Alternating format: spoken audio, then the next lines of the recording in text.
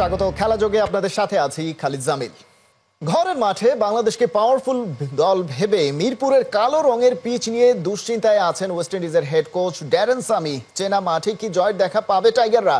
বাংলার head coach বলছেন ওদের সামর্থ্য আছে ঘুরে দাঁড়ানোর। মিরপুরে 3 ম্যাচের ওডিআই সিরিজের প্রথমটা শুরু শনিবার দুপুর 1:30টায়। সাইফুল রূপকের প্রিভিউ রিপোর্ট। শান্তর বোল্ড আউটটা রূপক অর্থে দেখি, ব্যাট প্যাডে গ্যাপ, স্টাম্প উড়ে যাওয়া, এটাই তো বাংলার ক্রিকেটের ছবি। বেহাল ব্যাটাররা আজকাল ওয়ানডে ক্রিকেটে 50 ওভার টিকে থাকারই তো দম নাই, দ্রুতই হাঁপিয়ে উঠছে, রেস থেকে ছিটকে যাচ্ছে বাংলার বাঘেরা। প্রিভিউ ডে মধ্যমাঠে ফিল সিমন্সকে দেখে হাতের বলটা ঘুরিয়ে কি হালকা টিপ্পনি কাটলেন পিচ কিউরেটর টনি হেমিং। পরিষ্কার বোঝা যাচ্ছে রাশিদ খানের লেগ স্পিনের মতোই বল ঘোরাচ্ছেন। সবারই জানা রাশিদ ভিত্তিক কতটা শান্ত মিরাজদের মাঝে। ক্যারিবিয়ান স্কোয়াডে রাশিদ খান নেই ভেবে স্বস্তির নিঃশ্বাস ফেলেছেন নির্বাচক গাজী আশরাফ হোসেন লিপু। সিলেক্টরের মতো হেড কোচ ফিল সিমন্সও কি চাপমুক্ত? Rashid Khan, number 1 leg spinner in the world. Yes, you can look at it as a relief, but they still have 2-3 top-class spinners who have been up there in the world ranking, so we still have to think about that. 2014 থেকে 23 মাশরাফি এবং তামিমের নেতৃত্বে one day ক্রিকেটে মাথা উঁচু করে দাঁড়িয়েছিল team Bangladesh. কোথায় গেল সেই স্বর্ণালী দিন? বছর দুয়েক ধরে ঘরে বাইরে হারছে একের পর এক সিরিজ। 2027 বিশ্বকাপে সরাসরি খেলার টিকিট পাওয়া নিয়েও তৈরি হয়েছে শঙ্কা। গেল ডিসেম্বরে ক্যারিবিয়ানদের কাছে ওদের মাটিতে হোয়াইট ওয়াশ হয়েছিল মিরাজের বাংলাদেশ। এবার কি চেনা মিরপুরে প্রতিশোধ নিতে পারবে? We know that we are better than that. We know that we can play better than that. It's about getting that mentality that we need partnerships in the middle, and I think that's something that the guys are trying to work on as much as possible. Saif Hasan বাদে batting অর্ডারে সবাই ছন্নছাড়া। 6 মাস পর স্কোয়াডে ফেরা সৌম্য সরকার কি হতে যাচ্ছেন সাইফের opening partner? ধুন্দুমার batting, innovative শটে এশিয়া কাপে নজর টেনেছেন সাইফ। আফগানদের বিপক্ষেও বেশ সাবলীল ছিলেন। সবশেষ ওয়ানডেতে তার অফ স্পিনও মুগ্ধ করেছে হেড কোচকে। Well, he's definitely a surprise package with the ball, because I didn't expect him to do as well as he's done since he's been here with the ball. But his batting I've seen before, and it's great that he's come in now and he's shown what he's made of. It's great for us to see. He's been moving from strength to strength. Next thing I look for is his first ODI 100. জয়ের তালাশে এবারও কি মিরপুরে spin track বানানোর prescription Tony হেমিংকে দিয়েছে Simmons মিরাজরা? যদিও প্রতিপক্ষের জন্য গর্ত খুঁড়ে সেই গর্তে টাইগারদের পড়ার নজিরও আছে। পরপর 2 দিন নানা অ্যাঙ্গেলে পরখ করেছেন শেরি বাংলার পিচ। 22 গজ নিয়ে কি দুশ্চিন্তায় সফররত coach Darren Sami? We will not let the pitch play on our minds. Wherever we go, the mantra remains the same. You still got to assess the conditions that you are faced with. হারের বৃত্তে ঘুরপাক খাচ্ছে টাইগাররা, সেটা জেনেও মিরপুরে মিরাজদের underdog না ভেবে powerful দল বলছেন ওয়েস্ট ইন্ডিজের কোচ ড্যারেন সামি। সাইফুল রূপক, 71। টাইগার দুর্গের অবস্থান নড়বড়ে, তাই হয়তো মোগল জামানার নির্মিত দুর্গেই আশ্রয় খুঁজল বিসিবি। বাংলার ইতিহাস ঐতিহ্যের শো অফ করেই ওয়েস্ট ইন্ডিজের বিপক্ষে ওয়ানডে সিরিজের ট্রফি হলো উন্মোচন। লালবাগের কেল্লায় হলো বিশেষ আয়োজন। ইতিহাস রোমন্থন করেই তো হলো। এবার কি ক্যারিবিয়ানদের বিপক্ষে নিজেদের পক্ষে নতুন কোনো ইতিহাস রচনা করতে পারবে বাংলাদেশ? লালবাগ কেল্লার বিশেষ আয়োজনের বিস্তারিত ফয়সাল হাবিবের রিপোর্টে। শুক্রবার সকাল সকাল পুরান ঢাকায় তুমুল ব্যস্ততা, আর এই ব্যস্ততা লালবাগ কেল্লাকে ঘিরে। ঘড়ির কাঁটায় তখন 8:30। ঢাকার ঐতিহাসিক স্থাপনায় হাজির বাংলাদেশ ও ওয়েস্ট ইন্ডিজ ক্রিকেট দলের 2 ক্যাপ্টেন। মেহেদী হাসান মিরাজ বরং মিনিট খানেক আগেই এসেছিলেন। অপেক্ষা করেছেন প্রতিপক্ষ ক্যাপ্টেন সেই হোপের। অপেক্ষাটা মিরাজের একটা সিরিজ জয়েরও। ক্যাপ্টেন হওয়ার পর এখনো কোনো সিরিজ জিততে না পারা মিরাজ নিশ্চয়ই হোপের উইন্ডিজকেই টার্গেট করেছেন। অবশ্য মাঠের খেলা শুরু হওয়ার আগে হোপ মিরাজের আতিথেয়তাই পেয়েছেন, হোপও উপভোগ করেছেন। জিজ্ঞাসু মনে মিরাজকে প্রশ্ন করেছেন, এই জায়গার মাহাত্ম্য আসলে কি? বিশেষ আয়োজনের আগে লালবাগ কেল্লায় জনসাধারণের প্রবেশ বন্ধ রাখা হয়, কিন্তু মিডিয়ার উপস্থিতিতেই 2 ক্যাপ্টেনের দম ফেলা দেয়। তাই এদিক সেদিক একটু ঘুরে দেখারও সময় হয়নি হোপ মিরাজের, বরং পোডিয়ামের সামনে দাঁড়িয়ে গেছেন ট্রফি উন্মোচন করতে। ট্রফি উন্মোচনের সেই পর্বে আবার ছিল টেকনোলজির ছোঁয়া। স্বয়ংক্রিয়ভাবে ট্রফি বেরিয়ে এসেছে সুইচ ছোঁয়ার পর।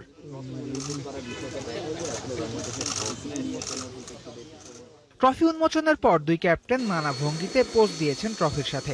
লালবাগ কেল্লা নিয়ে উৎসাহী হোপকে মিরাজ নিয়ে গেছেন স্থাপনার পেছনের দিকে। সেখানে গিয়েও আরেক দফা হয়েছে ট্রফি নিয়ে ফটো সেশন। এই ব্যস্ততার ফাঁকে ভক্তের সাথে ছবি তোলার সময় বের করেছেন উইন্ডিজ ক্যাপ্টেন। শনিবার শুরু হতে যাওয়া সিরিজের আগে শুক্রবারে দুই দল একমাত্র প্র্যাকটিস সেশনে অংশ নিয়েছে। আবার সকালের রোদ করা হতেও সময় নেয়নি বেশি, তাই হোপ মিরাজদের বেশিক্ষণ থাকা হয়নি ঐতিহাসিক লালবাগ কেল্লায়। তবে বেরিয়ে যাওয়ার সময়ও হোপকে দেখে মনে হয়েছে ইতিহাস বিজড়িত স্থাপনা, মানুষের আগ্রহ বেশ উপভোগ করেছেন। তাই বাহবাটা বিসিবি পেতেই পারে। দেশের ইতিহাস, ঐতিহ্য এবং পর্যটন খাতকে আরও প্রমোট করতে বিদেশি দলগুলোকে নিয়ে আরও কিছু করা যায় কিনা ভেবে দেখতে পারে কর্তৃপক্ষ। ফয়সাল হাবিব, ৭১। টানা 4টা ওয়ানডে সিরিজ হেরেছে বাংলাদেশ, তবে টাইগারদের মনোবল ভেঙে একেবারে গুড়িয়ে গেছে আফগানিস্তান ডিজাস্টারের পর। রশিদ খানদের কাছে হোয়াইট ওয়াশ হয়ে এবার নিজেদের ডেরায় ওয়েস্ট ইন্ডিজকে পাচ্ছে বাংলাদেশ। ওদের হারিয়ে মোটিভেটেড হতে চায় টাইগাররা। আত্মবিশ্বাসটা মিলছে, কারণ নিকট অতীতে এই দলটার বিপক্ষে হোম গ্রাউন্ডে ম্যাচ হারার নজির নেই মেহেদী মিরাজদের। রিপোর্টে বিস্তারিত। নক নক, আমার কথা মনে আছে? টাইগারদের দুঃসময়ে এমনটাই যেন বলছিলেন মিস্টার ডিপেন্ডেবল মুশফিকুর রহিম। ক্যারিয়ারের শেষ বেলায় তাকে নিয়ে সমালোচনা যতই হোক, পারফরমেন্স আর ডেডিকেশন নিয়ে প্রশ্ন তোলার অবকাশ নেই। ওয়েস্ট ইন্ডিজের বিপক্ষে ওয়ানডে সিরিজটা এসে দাঁড়িয়েছে দরজায়, তাই ওদের বিপক্ষেই অতীত পরিসংখ্যানের পাতাটা একটু উল্টে দেখা যাক। ক্যারিবিয়ানদের বিপক্ষে হোম ওয়ানডেতে বাংলাদেশের মিস্টার ডিপেন্ডেবলের রানই সর্বোচ্চ 529। তারপরের নামগুলো খুবই চেনা, কারণ ঘুরে ফিরে ওরাই এমন বিভিন্ন টপ চার্টে থাকেনি। তামিম ইকবাল খান 453, তারপরেই সাকিব আল হাসান আর মাহমুদুল্লাহ রিয়াদ। ওদের হাত ধরেই ওয়ানডে ফরম্যাটে একের পর এক ইতিহাস গড়েছে টাইগাররা। ক্রিকেটের যে কোনো পরাশক্তির বিপক্ষে লড়াই করা শিখেছে চোখে চোখ রেখে। কিন্তু তাদের বিদায়ের পরের যে ট্রানজিশন পিরিয়ডের ক্রাইসিস, সেটা গেল কয়েক বছরেও কাটিয়ে উঠতে পারেনি বাংলাদেশ। তবে সেসবের মধ্যে সবচেয়ে বাজে সময়টা কাটছে নিঃসন্দেহে এই মুহূর্তে। বাংলাদেশ সবশেষ ওয়ানডে সিরিজ জিতেছে গেল বছরের মার্চে। ঘরের মাঠে শ্রীলঙ্কাকে টাইগাররা হারিয়েছিল 2-1 ব্যবধানে। তবে একই বছর আফগানদের বিপক্ষে 3 ম্যাচের সিরিজটা 2-1 ব্যবধানেই হারে নাজমুল শান্তরা। টাইগাররা পরের ওয়ানডে সিরিজ খেলে ওয়েস্ট ইন্ডিজ সফরে গিয়ে 3 ম্যাচের ওই লড়াইয়ে হতে হয় হোয়াইট ওয়াশড। তারপর শ্রীলঙ্কা সফর, সেখানে একটা ম্যাচ জিতে কোনো মতে ধবল ধোলাই এড়ায়, কিন্তু আফগানদের বিপক্ষে ভরাডুবি আটকে রাখা যায়নি। এই যখন অবস্থা, তখন ওয়েস্ট ইন্ডিজের সাথে খুব বেশি আশাবাদী কেন হয়ে উঠছে বাংলাদেশ? দল ঘোষণার দিনে কঠিন বাস্তবতা সরল ভাষায় বলে দিয়েছেন প্রধান নির্বাচক। আমরা আবুধাবি সেই পিচেও খেলছি না, হোমের নিজের মিরপুরের উইকেটে খেলছি, এবং প্রতিপক্ষেও রশিদের মতো কিংবা অন্যান্য যে স্পিনার যারা ছিল অত্যন্ত উঁচু মানের, সেরকম স্পিনারদেরও মুখোমুখি করা হতে হচ্ছে না। এটা আমাদের জন্য একটা কিছুটা রিলিফের পয়েন্ট। শক্তির বিচারে ওয়েস্ট ইন্ডিজ আফগানিস্তানের চেয়ে অনেকটা পিছিয়ে, স্পেশালি ওদের বোলিং অ্যাটাক। তার উপর রিসেন্টলি ক্যারিবিয়ানদের সময়টাও ভালো যাচ্ছে না। আবার বাংলাদেশ নিজেদের মাটিতে এই দলটার বিপক্ষে 2018 সালের পর হারেনি কোনো ওয়ানডে। এই সিরিজটাই তাই হতে পারে টাইগারদের জন্য ওয়ানডে ট্র্যাকে ফেরার অন্যতম মোটিভেশন।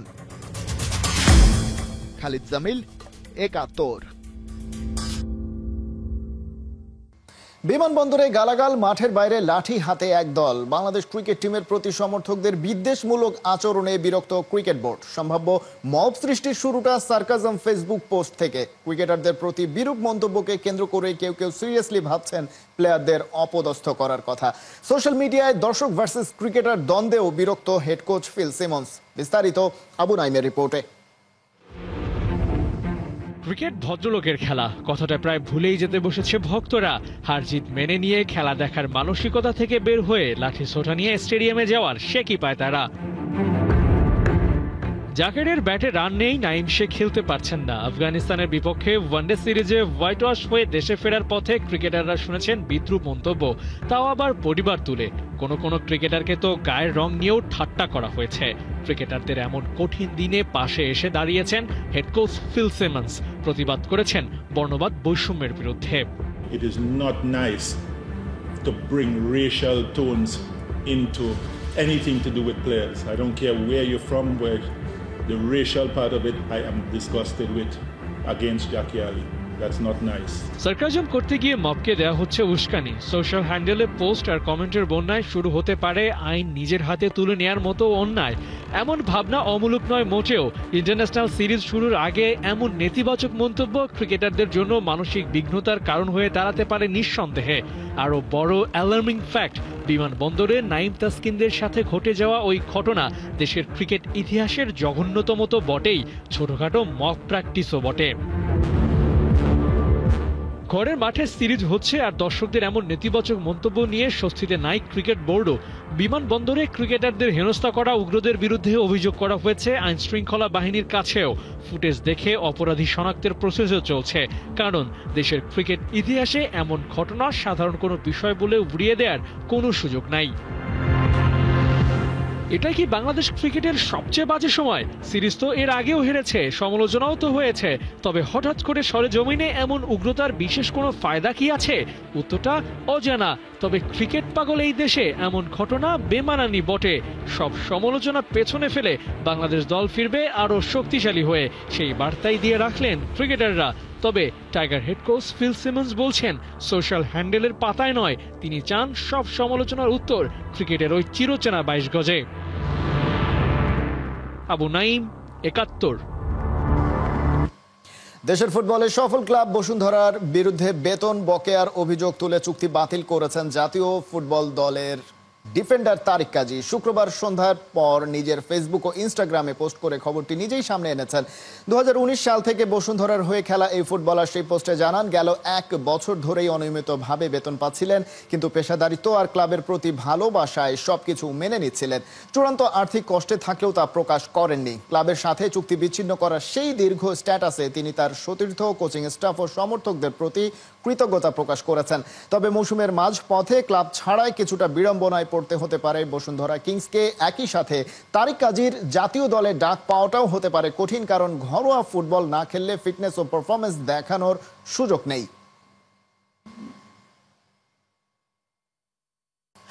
র্যাঙ্কিংয়ে বাংলাদেশের উন্নতি, হামজা সৌমিত্রা দেখিয়েছেন কেরামতি। 6 বছরের মধ্যে ষষ্ঠবার ফিফার র্যাঙ্কিংয়ে হালনাগাদের সুখবর মিলেছে লাল সবুজের। পারফরমেন্সের স্বীকৃতি পাওয়া বাংলাদেশ কি আরো বড় কোনো চমক নিয়ে হাজির হতে পারবে? বিস্তারিত আবু নাইমের রিপোর্টে। হামজা সৌমিত্রা দেশের ফুটবলে বিপ্লব এনেছে, ঘুমিয়ে থাকা ফুটবলে প্রাণ সঞ্চার করেছে। বাংলাদেশের ফুটবল যে এগিয়ে যাচ্ছে তার আনুষ্ঠানিক স্বীকৃতিও দিয়েছে ফিফা। ভক্তদের আক্ষেপ র্যাঙ্কিংয়ে বাংলাদেশ কেন পিছিয়ে, তবে এবার সময় এসেছে সেই আক্ষেপ মেটানোর। একটু একটু করে উন্নতি করছে লাল সবুজ। গেল 6 বছরের মধ্যে ষষ্ঠবারের মতো র্যাঙ্কিংয়ে সেরা অবস্থানে এসেছে বাংলাদেশ। 184 থেকে এক ধাপ উন্নতি করে 183-তে গিয়ে পৌঁছেছে জামাল ভুঁইয়ারা। অথচ এই সময়ে বেশ কিছু দলের বিপক্ষে বাংলাদেশ খেলেছে যারা জামাল ভুঁইয়াদের চেয়ে র্যাঙ্কিংয়ে অনেকটা এগিয়ে। সময় এভাবেই বদলায়। লাল সবুজের প্রতিনিধিরা যে ভালো ফুটবল খেলছে তার প্রমাণ মিলছে পরিসংখ্যানে। 2023 সালের 26 অক্টোবর র্যাঙ্কিংয়ে 183-তে উঠে আসে ওরা, কিন্তু সেটি খুব বেশি দিন স্থায়ী হয়নি। 2024 সালের ফেব্রুয়ারি মাসের 15 তারিখ ছন্দপতন হয়, নেমে আসে 184-তে। সেখান থেকে আরও এক ধাপ নিচে, অর্থাৎ 185-তেও নামে বাংলাদেশ। 19 ডিসেম্বর পর্যন্ত র্যাঙ্কিং 185 বহাল থাকে। তবে 2025 সালের 3 এপ্রিল 183-তে উঠে আসে বাংলাদেশ। মাঝে ছন্দপতন হলেও ঠিকই নিজেদের জায়গা খুঁজে নিয়েছে হামজা সৌমিত্রা। এই অবস্থানে পৌঁছে ভক্তদের জন্য যেন আশার খবর জানিয়ে রাখলো হামজা সৌমিত জায়ান্টরা। ভারতের বিপক্ষে ড্র, ঘরের মাঠে ভুটানকে হারানো, হংকং চায়নার বিপক্ষে দুর্দান্ত কামব্যাক, সবকিছু মিলিয়ে বাংলাদেশ দল ভালো ফুটবল খেলে নিজেদেরকে শক্ত প্রতিপক্ষ হিসেবে তৈরি করেছে। আর এটাই ওদের র্যাঙ্কিংয়ে উন্নতি করতে সহায়তা করেছে। আর এই পরিবর্তনের নায়ক যে প্রবাসী ফুটবলাররা, তা বলার অপেক্ষা রাখে না। হংকং চায়নার বিপক্ষে ফলাফল পক্ষে আসলে র্যাঙ্কিং নিয়ে আরও ভালো খবর হয়তো দেয়া যেত। তবে গেল 8 মাসে দেশের ফুটবলের যে পরিবর্তন হয়েছে তাতে আশা করা যায় অদূর ভবিষ্যতে বাংলাদেশের ফুটবল নিয়ে স্বস্তির খবরের কমতি হবে না।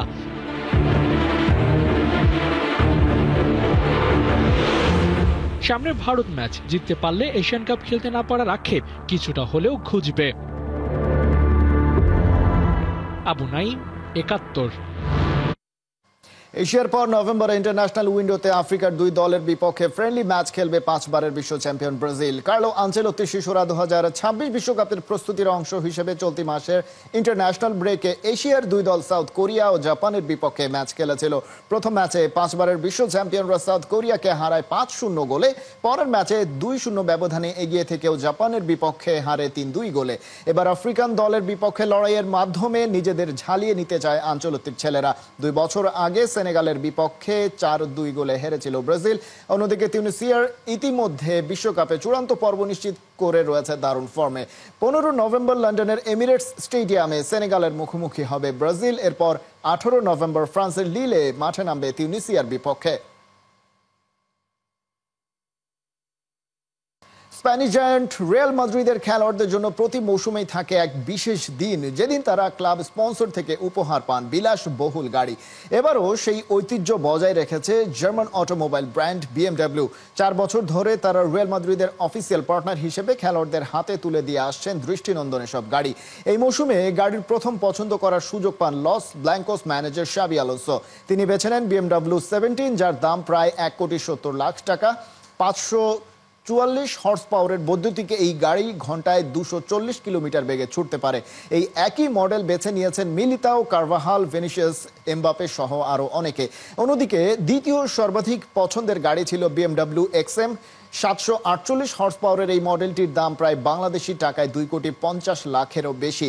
এই মডেলটি 0 থেকে 100 কিলোমিটার গতিতে পৌঁছায় মাত্র 3.8 সেকেন্ডে। কোর্তোয়া, বেলিংহাম, রদ্রিগো ও মেন্ডিরা বেছে নিয়েছেন এই মডেল।